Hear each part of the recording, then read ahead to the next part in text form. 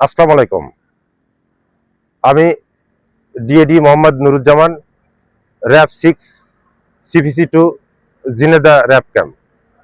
আসন্ন পবিত্র ঈদুল আজহা উপলক্ষে মাননীয় র্যাব মহাপরিচালক স্যারের নির্দেশনা ও পরিকল্পনা অনুযায়ী আমাদের দায়িত্বাধীন মাগুরা জেলার সকল পশুরহাট সমূহে হাইওয়ে রাস্তা, বাস টার্মিনাল এবং শপিং মলগুলোর আইন শৃঙ্খলা পরিস্থিতি স্বাভাবিক এবং নিয়ন্ত্রণে রাখতে আমরা নিরলসভাবে কাজ করে যাচ্ছি।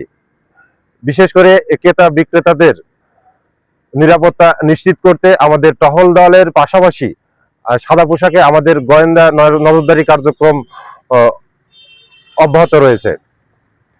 উল্লেখযোগ্য হচ্ছে জাল টাকার লেনদেন, অজ্ঞান পার্টির প্রতারণা, চাঁদাবাজি সহ অন্যান্য অপরাধমূলক কার্যক্রম প্রতিরোধে আমরা কাজ করছি।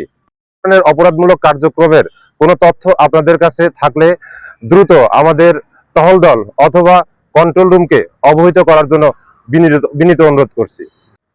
আমরা প্রত্যেকটা পশুর হাট সমূহের গরু কেনাবেচা বা ছাগল কেনাবেচা, যে কোনো ধরনের পশু কেনাবেচার পরে যে হাসিল কাটা হয়, সেখানে যাতে অতিরিক্ত কোনো টাকা গ্রহণ না করে সে ব্যাপারে আমাদের নজরদারি চলছে। এবং বাস টার্মিনালগুলোতে বিভিন্ন কাউন্টারে যাত্রীদের যাতে হয়রানির শিকার না হয় এবং যাত্রীদের কাছ থেকে অতিরিক্ত টিকিটের ভাড়া যাতে গ্রহণ না করে সে ব্যাপারে আমরা সক্রিয় আছি।